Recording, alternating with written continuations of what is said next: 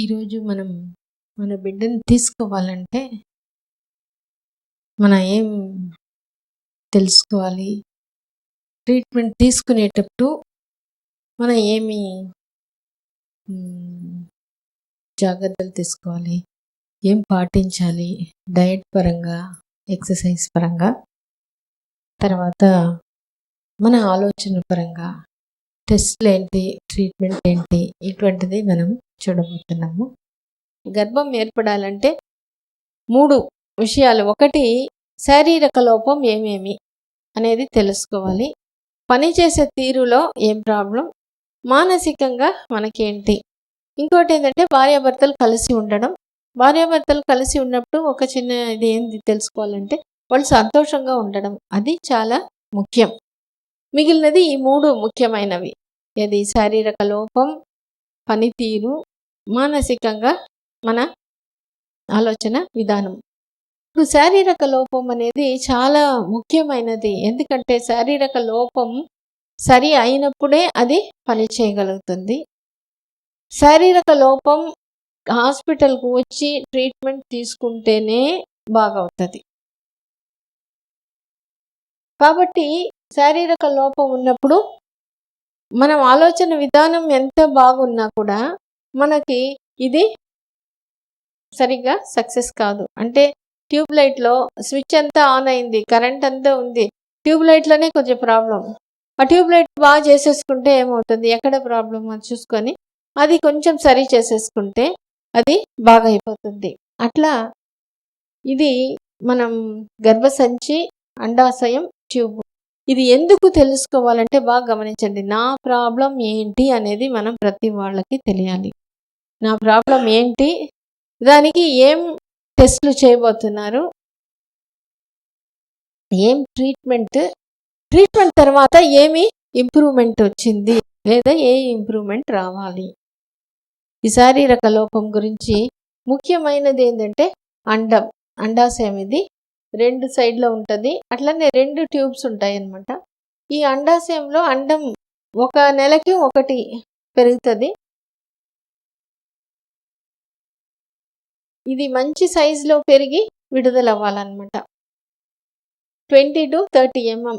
ఇది పెరిగే తీరు, పెరిగే టైము, ఇవి అన్నీ కూడా ఇంపార్టెంట్ అన్నమాట. కొన్నిసార్లు ఇప్పుడు కొంతమందికి ఫస్ట్ స్లోగా పెరుగుతుంది, తర్వాత పికప్ అయిపోతుంది. మనం ఫాలిక్యులర్ స్టడీ అని అండం పెరిగే స్కానింగ్ చూస్తాం 12వ రోజు నుంచి 18వ రోజు నుంచి. ఇప్పుడు కొంతమందికి ఒక్కొక్క ప్యాటర్నే ఫాలో అవుతుంది అనమాట. కొన్ని ప్రాబ్లమ్స్ ఉంటాయి దీంట్లో. ఒక్కొక్కసారి అండం సరిగా పెరగదు, అది ఒక ప్రాబ్లం. కొంతమందికి పెరుగుతుంది, విడుదల కాదు. కొంతమందికి ఎక్కువ సైజులో పోతుంది. ఇది మనం చూస్తుంటాం. ఈ అండం పెరుగుదలలో చిన్నగా ఉంది అంటే ప్రాబ్లం అంటే మనం కారణం ఏంటి అని చూసుకోవాలి.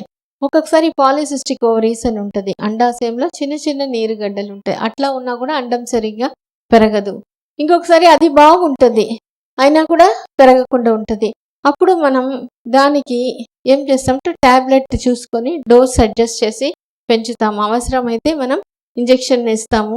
దీంట్లో మనం ఇంకొకటి ఇంపార్టెంట్ ఏంటంటే ఇప్పుడు అండం రిజర్వ్కి మంచి మందులు వచ్చినాయి.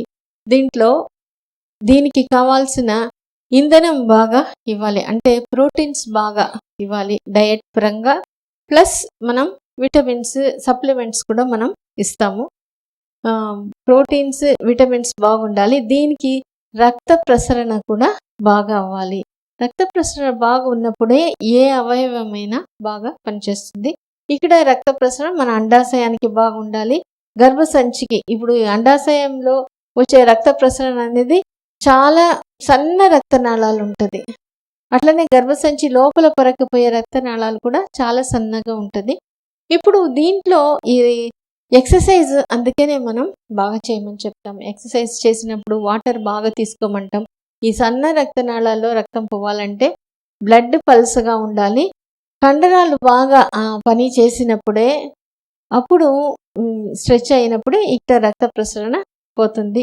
3వది మన మానసిక ఆలోచన. మానసిక ఒత్తిడి ఉన్నప్పటికీ కూడా ఒక్కొక్కసారి ఏమవుతుంది, ఈ రక్తనాళాల్లో కన్స్ట్రిక్ట్ అవుతుందన్నమాట. అప్పుడు రక్త ప్రసరణ తగ్గుతుంది. సో ఇది మనం బాగా చూసుకోవాలి. ఒక్కొక్కసారి చాలా పెద్ద స్ట్రెస్ ఉంటుంది, మానసికంగా ఎక్కువ స్ట్రెస్. అట్లా ఉన్నప్పుడు ఈ కొన్ని సిస్టమ్స్ బాగా అఫెక్ట్ అవుతుంది. దాంట్లో ఫస్ట్ అఫెక్ట్ అయ్యేది ఏంటంటే రీప్రొడక్టివ్ సిస్టమ్. సో అందువల్ల ఇట్లా రక్తనాళం తగ్గినప్పుడు అప్పుడు ఆ టెన్షన్ ఎప్పుడు తగ్గి కుదుట పడుతుందో అప్పుడు ఈ ఫంక్షన్ అనేది బాగా ఇంప్రూవ్ అయిపోతుంది. అందుకనే మనం ఫస్ట్ డయట్ చెప్పి ఎక్సర్సైజ్ కూడా దీంతో చేసేటప్పుడు ఈ పనితీరు అనేది మనకి బాగా ఇంప్రూవ్ అవుతుంది. ఇంకా ఇందాక చెప్పినాం, సైజు తగ్గడం, సైజు తక్కువ ఉండడం, సైజు పెరగడం. ఇది ఒక్కొక్కసారి కొంతమందికి కొంత టైం అట్లనే ఉంటుంది. దాని గురించి మనం వరి అవ్వాల్సిన అవసరం లే. అట్లా ఉన్నప్పుడు అది ఎప్పటికీ అట్లనే ఉండదు. కొంత టైం ఇచ్చి దానికి వాళ్ళకు స్పెసిఫిక్ డౌట్స్ ఏమైనా ఉంటే క్లియర్ చేసేసుకొని డయట్, ఎక్సర్సైజ్, మెడిసిన్స్ తీసేటప్పుడు టైం ఇచ్చే కొద్దీ ఇది ఖచ్చితంగా ఇంప్రూవ్మెంట్ వస్తుంది. ఎగ్ డెవలప్మెంట్లో ఇంప్రూవ్మెంట్, ఈ సైజ్ రిలీజ్ ఇంప్రూవ్మెంట్. చాలాసార్లు ఏమవుతుంది, ఇటువంటి ప్రాబ్లం వచ్చిన అమ్మ ఇది వచ్చేసిందే, ఇది ఇట్లనే ఉంటుందేమో, వాళ్ళు ఏమనుకుంటున్నారు నా ఒంటి తీరే ఇది ఇట్లనే ఉండబోతుంది అనేది ఎక్కువ ఉండే వాళ్ళకి అది చాలా కాలం ఉంటుంది. అందుకనే మనం ఇది ఇట్లాంటి ప్రాబ్లం ఉండేటప్పుడు వాళ్ళ మెంటల్గా కూడా వాళ్ళ డౌట్ క్లియర్ చేసుకొని ఈ మెడిసిన్స్ ట్రీట్మెంట్ వాడేటప్పుడు ఖచ్చితంగా ఈ ప్రాబ్లమ్ని మనం ఓవర్కమ్ చేసుకోవచ్చు. తర్వాత ట్యూబ్స్ బాగుండాలి. ఎందుకంటే ఈ అండం విడుదలైన తర్వాత ఈ ట్యూబ్లో ఏమీ అడ్డం లేకుండా ఉన్నప్పుడే ఈ పిండం అనేది ఇక్కడి నుంచి వచ్చి ఇక్కడ అతుక్కోవాలి. కాబట్టి ట్యూబ్లో అడ్డం మైనర్ బ్లాక్ ఉన్నా కూడా ఒక్కొక్కసారి ఇది పనిచేయదు. అందుకనే ఈ బ్లాక్ రిలీజ్ అయ్యేదానికి మనకి హెచ్ఎస్జి అనే ఎక్స్రే అవసరమైనప్పుడు లాప్రోస్కోపీ అనే ప్రొసీజర్ కూడా దీనికి చేసుకోవచ్చు. మూడోది ఈ గర్భసంచి లైనింగ్ పొర. ఈ లైనింగ్ పొర కూడా తగిన మందం ఉండాలి. అప్పుడే ఈ పిండం వచ్చి దీనిలో అతుక్కునేదానికి బాగుంటుంది. ఇప్పుడు మనకి ఈ లైనింగ్ పొర కొంచెం తక్కువ, మందం తక్కువ ఉన్న దానికి మనకి మెడిసిన్స్ ఉన్నాయి. కణాలు కొంచెం తక్కువ ఉంటే దానికి కూడా మనకి మంచి మందులు ఉన్నాయి. సో ఇప్పుడు మనం ఇంతవరకు అండం బాగుంది, ట్యూబ్ బాగుంది, గర్భసంచి లైనింగ్ పొర బాగుంది, కణాలు బాగుంది, ఇతర హార్మోన్. ఇప్పుడు బ్లడ్ తక్కువ ఉన్నా కూడా అండం పెరుగుదల మీద కొంత ఎఫెక్ట్ చూపిస్తుంది, ఒక 40%. అట్లనే ఇతర హార్మోన్లు థైరాయిడ్, ప్రొలాక్టిన్ అటువంటి హార్మోన్లో కొంచెం ఇంబ్యాలెన్స్ ఉన్నా కూడా ఈ ఎగ్ డెవలప్మెంట్ దాని మీద ప్రభావం చూపిస్తుంది అనమాట, ప్రొజెస్ట్రాన్ హార్మోన్ మీద. ఇవి ఏం మెయిన్ ఏంటంటే ఇవి అన్నీ కలిసి పనిచేయాలి. అండం విడుదలవ్వాలి, ట్యూబ్ దాన్ని పికప్ చేయాలి, కణాలు ఇక్కడ నుంచి పోయి కలుసుకుంటే పిండం ఏర్పడాలి, పిండం తనంతటికి తనే ఇట్లా వచ్చి ఇక్కడ వచ్చి కరెక్ట్ టైంలో వచ్చి గర్భసంచిలో అతుక్కోవాలి. ఇప్పుడు ఇవి అన్నీ మనకి ఏమీ కూడా తెలియదు. ఇప్పుడు విత్తనం భూమిలో వేసేస్తే అది మొలిస్తే అప్పుడు మనకి పాలు తోడేస్తే అది తోడుకుంటుంది. అట్లా ఇవి అన్నీ బాగుండడం వరకే మనకి టెస్ట్లు, మనకి ట్రీట్మెంట్. ఇది పని చేయడానికి వచ్చి ఏంటంటే హార్మోన్ బ్యాలెన్స్ అనేది ఉంటుంది. అది మళ్ళీ చెప్తాం. హార్మోన్ అనేది మెదడు నుంచి ఉత్పత్తి అయ్యే ఒక కెమికల్. అది బ్లడ్లో కలిసి ఈ అండాశయం మీద, గర్భసంచి మీద పనిచేస్తుంది. ఆ hormone balance FSH, LH, oestrogen, progesterone అవి బ్యాలెన్స్ బాగున్నప్పుడు ఈ చర్యలన్నీ బాగా జరిగిపోతుంది. దానికే మన మానసికంగా ప్రశాంతంగా ఉన్నప్పుడు అది ఈజీగా జరిగిపోతుంది.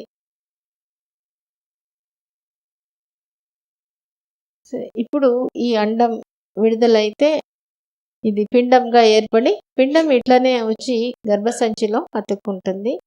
ఇప్పుడు ఇది మన కంట్రోల్లో లేనట్టే బయట నుంచి చూస్తే. ఇంతవరకు టెస్టులు ఇంతవరకు చేస్తాం, టెస్ట్ ట్యూబ్ చేసినా అది పిండం పెట్టడం వరకే, అది అతుక్కొని నిలవడం అనేది మనం చెప్పలేము. కానీ ఇప్పుడు ఈ గర్భం ఎట్లా పనిచేస్తుంది, అనే దాని గురించి కొంచెం మన అవగాహన మనం గమనిస్తే కొన్ని అవగాహన మనకి ఏర్పడుతుంది. అది ఏంటంటే ఈ గర్భం అనేది ఒక 10-20% మాత్రమే ప్రతి నెల ఏర్పడుతుంది. భార్యాభర్తలు మామూలుగా కలిసి ఉన్న అన్నీ బాగున్నప్పటికీ 10-20% అంటే ఒక 100 మందికి గర్భం అయితే అది పెళ్ళి అయితే ఒక సంవత్సరంలో ఒక 80 మందికి ఒక సంవత్సరంలో గర్భం వస్తుంది. అంటే సుమారుగా 10 మందికి ఒక నెలలో గర్భం ఏర్పడినట్టు.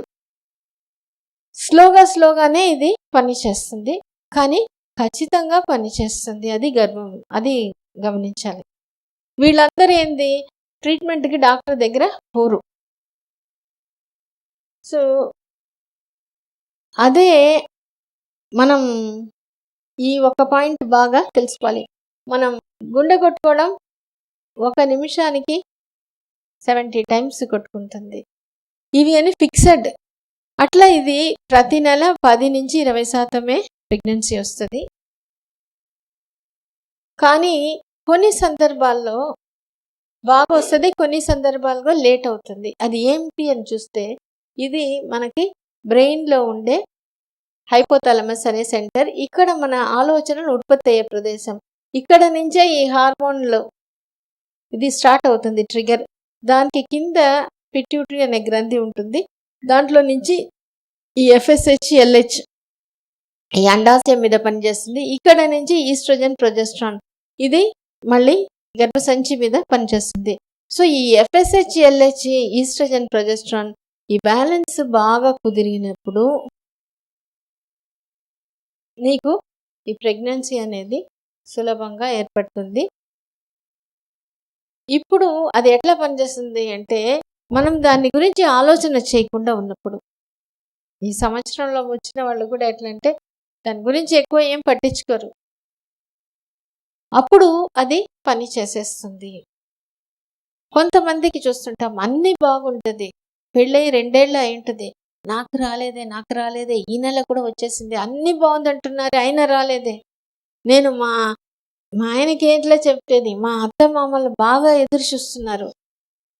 ఇట్లా టెన్షన్ పెట్టుకునే కొద్దీ అదేమవుతుంది, అన్నీ బాగున్నా కూడా లేట్ అయిపోతుంది. ట్యూబ్లైట్లో మనం బాగా సరి చేసినా స్విచ్ ఆఫ్ చేసుకున్నట్టు. ఇంకా అటువంటి వాళ్ళకి ఎప్పుడు ప్రెగ్నెన్సీ వస్తుందంటే బాగా గమనించండి, ఇది శారీరక లోపం, హాస్పిటల్కి వచ్చి అన్నీ సరి అయిపోయింది.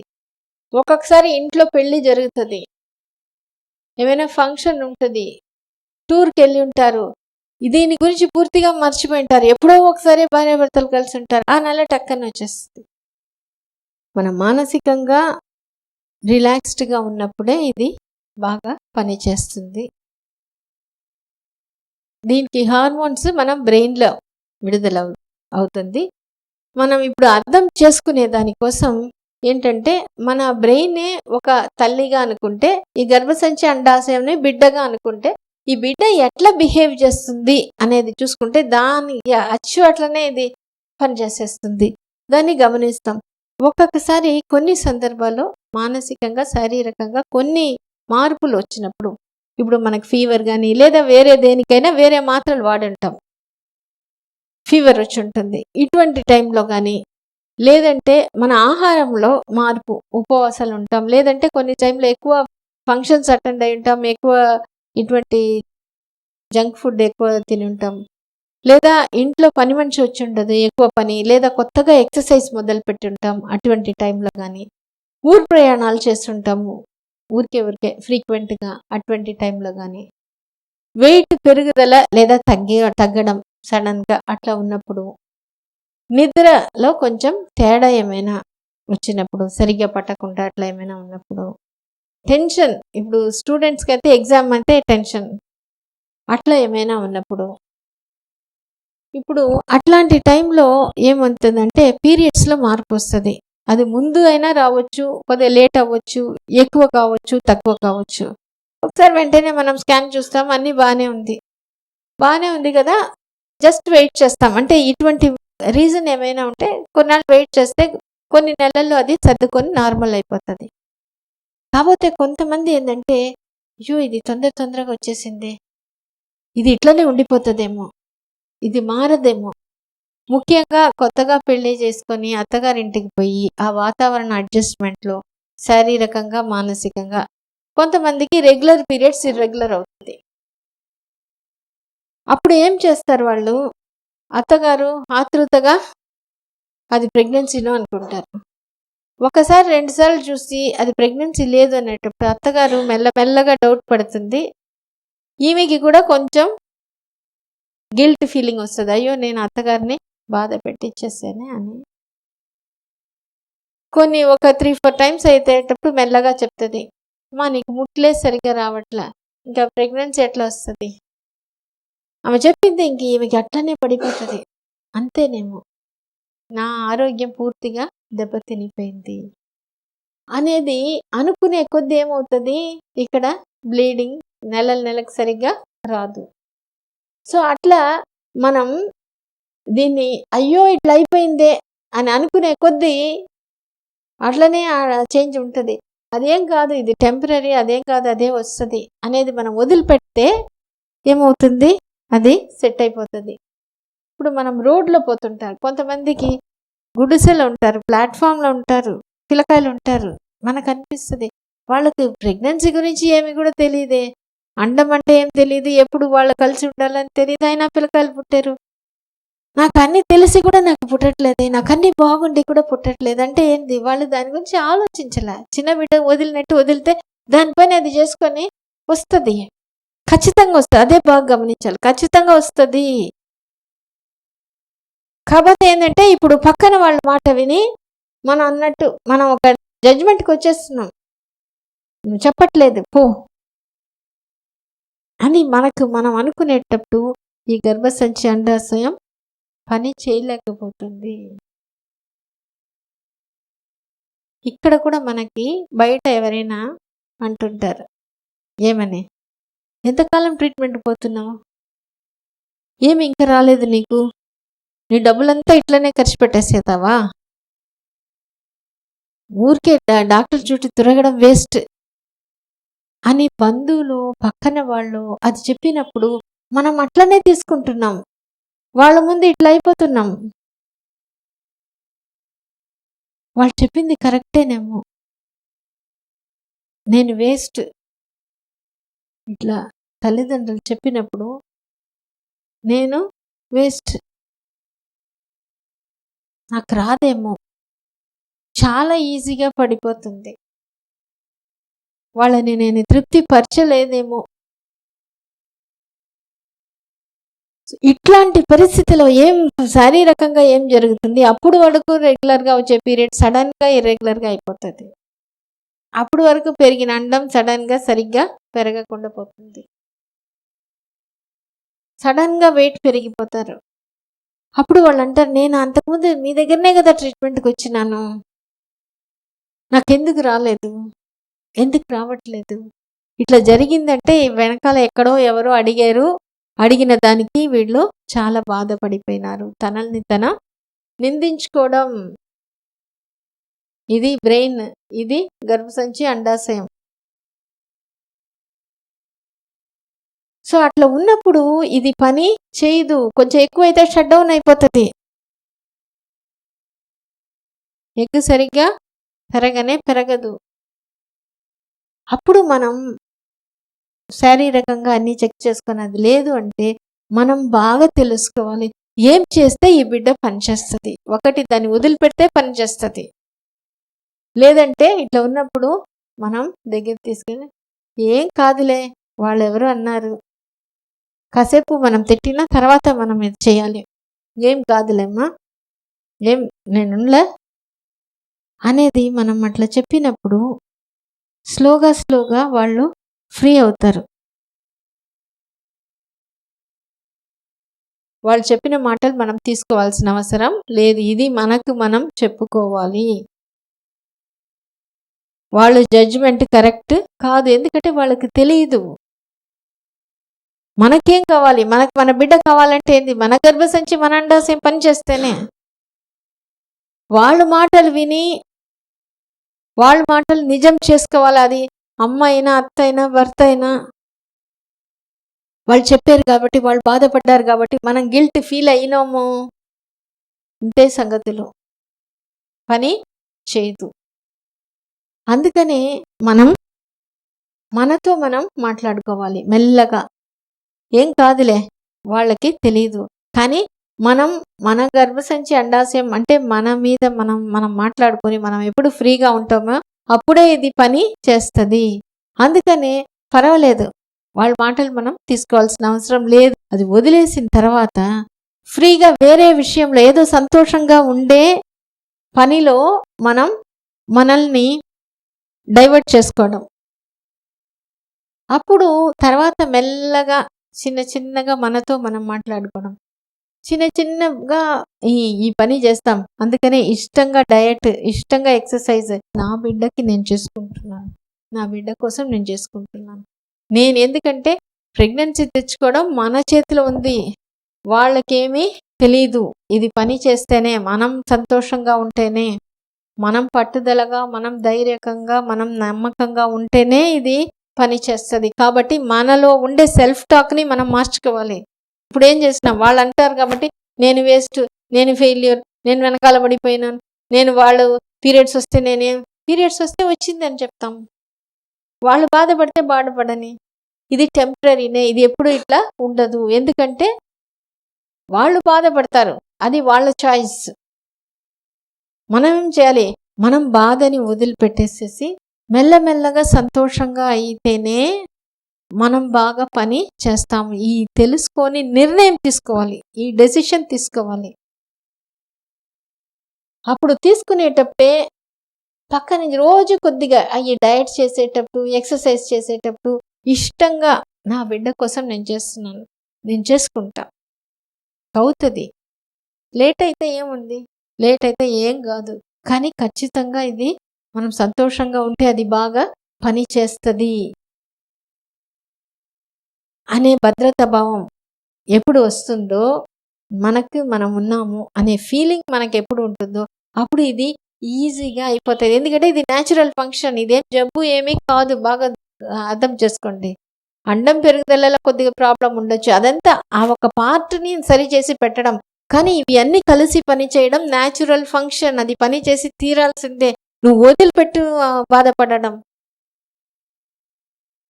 సో మనం ట్రీట్మెంట్కి వచ్చేటప్పుడు అదే నేను చాలాసార్లు అనుకుంటా, ఒక 15 సంవత్సరాల ముందు ప్రెగ్నెన్సీ రావడం ఈజీగా ఉండింది. ట్రీట్మెంట్కి వచ్చినప్పుడు కూడా చేస్తారు ఈజీగా. ఇప్పుడు ఎందుకంటే వచ్చేటప్పుడే నెగిటివ్ ఫీలింగ్, వచ్చేటప్పుడే తొందర, వచ్చేటప్పుడే ఎదురు చూడడం. నాకు ఈ నెల వస్తుందా, వచ్చే నెల వస్తుందా. ఇది ఒక సామాజిక అలవాటు, మన చేతిలో ఉంది, మనమే మార్చుకోవాలి. ఈయన మారియో ఆండ్రెట్టి అని పెద్ద car racer, all time hero. ఈయన ప్రపంచంలో ఇద్దరు, దాంట్లో ఈయన ఒకరు. ఈయన ఏం చెప్తారంటే, మనం జేయం అంతా కూడా, మన ధ్యాస అంతా కూడా మన గోల్ ఏంటి, మన జయం ఏంటి, దాని మీదనే ఉండాలి. మన జయం ఏంటి, మనం మంచి బిడ్డనే పుట్టించుకోవాలి, దాని మీదనే మన ధ్యాస ఉండాలి. అట్లా ఉన్నప్పుడు ఏమవుతుంది, ఒక్కొక్కసారి ఏం చెప్తున్నాడు, కొన్ని సందర్భాల వల్ల కొంచెం లేట్ అవుతుంది, కొన్ని ఆటంకాలు వస్తుంది. అట్లా వచ్చినా కూడా మన జయంని మనం వదిలిపెట్టకూడదు. అవును, కొద్దిగా నాకు ఈ ప్రాబ్లం ఉంది, అండం పెరుగుదల నాకు కొంచెం ప్రాబ్లం, అయినా నేను వదిలిపెట్టను.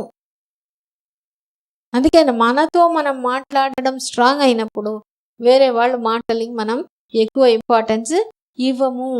సో ఇదే మనం నేర్చుకోవాలి.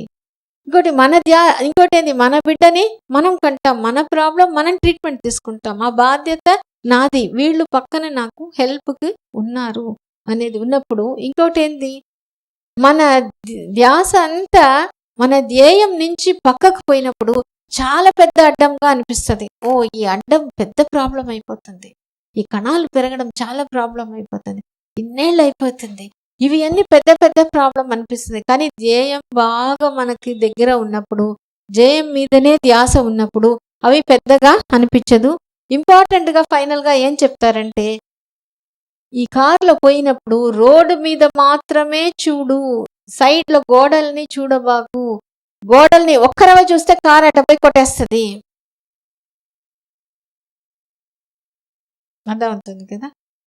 మనం ఏం చేస్తాం, గోడలనే చూస్తున్నాం. ఎందుకంటే వాళ్ళు వచ్చే చెప్పేస్తున్నారు కదా, ఇంకా నీకేం వస్తుంది, ఈసారి కూడా వచ్చేస్తుందా, ఇంకా అదే గోడలనే చూసినప్పుడు ధ్యేయంని మనం వదిలిపెట్టేస్తున్నాం. అందుకని మనం ఇది అర్థం చేసుకొని మనకెవరు మంచి బిడ్డనే మనం తీసుకోవాలి. అదేం పెద్ద విషయం కాదు. కొంచెం వెయిట్ చేసి, హ్యాపీగా వెయిట్ చేసి మనం దాని గురించి సంతోషంగా, ఎందుకంటే ఇది మన గురించి మన బిడ్డని మనం చేసుకుంటే, ఎందుకంటే పర్ఫామ్ చేయాల్సింది మన బిడ్డ, వాళ్ళు కాదు. వాళ్ళకి తెలీదు, వాళ్ళు ఏది ఇంత కూడా హెల్ప్ చేయరు. హెల్ప్ చేస్తున్నాం అనుకొని ఏదైనా ఒక రకంగా మాట్లాడేస్తారు. ఆ మాటలు మనం నమ్ముకోవాల్సిన అవసరం లేదు, దాన్ని గౌరవించాల్సిన అవసరం లేదు. మన గురించి మనం తెలుసుకొని వేరే వాళ్ళు మనకు సపోర్ట్ చేసినా చేయకపోయినా నో ప్రాబ్లం, అవసరమే లేదు. ఇది మన బిడ్డకి మన ఇష్టంగా మనం బిడ్డని మనం ఆహ్వానించుకొని మనం చేసుకుంటాం. శారీరక లోపం ఏమైనా ఇబ్బంది అయితే మనం దాన్ని సరి చేసుకోవచ్చు అనేది. ఎందుకంటే ట్రీట్మెంట్ మంచి ట్రీట్మెంట్ ఉంది, కానీ మనం అది తీసుకోవడంలో ఉంది. తీసుకున్నప్పుడే నోటి దాకా పోవచ్చు, స్పూన్ తీసుకుపోవచ్చు, లోపల మింగితే కదా ఊసేస్తే. అది తీసుకోవడం ఎందుకంటే నాకు కష్టం, వాళ్ళు చెప్పేశారు. పీరియడ్స్ వచ్చినప్పుడు వాళ్ళు బిహేవ్ చేసే విధానం, పెళ్లిలో మనం పోయి వాళ్ళు బిహేవ్ చేసిన విధానం, వాళ్ళు ఎట్టైనా బిహేవ్ చేసినాయి. వాళ్ళు వచ్చి మన బిడ్డని, మన ప్రెగ్నెన్సీ తీసుకురాలేరు. మనం సంతోషంగా, మనం కాన్ఫిడెంట్గా, మన గురించి మనతో మనం పర్వాలేదు, ఇట్స్ ఓకే, కొంచెం లేట్ అయింది, లేట్ వచ్చినా మనం బాధపడాల్సిన అవసరం లేదు. నేను ఉన్నాను, నేను వెయిట్ చేస్తాను అని మనం చెప్పుకునేటప్పుడు మాత్రమే ట్రీట్మెంట్ అనేది ఖచ్చితంగా సక్సెస్, ఈజీగా కూడా సక్సెస్ అవుతుంది. అంటే ఆ సక్సెస్కి ముందు చిన్న చిన్న ఇంప్రూవ్మెంట్ వచ్చినా కూడా మనం ఒప్పుకుంటాం, కాన్ఫిడెంట్గా అయిపోతాం. ఆ కాన్ఫిడెన్స్ అనేది మనకి ప్రెగ్నెన్సీ రాకముందే వస్తే ఆ ప్రెగ్నెన్సీ చాలా స్మూత్గా అయిపోతుంది, చాలా మంచి బిడ్డని మనం తీసుకుంటాం.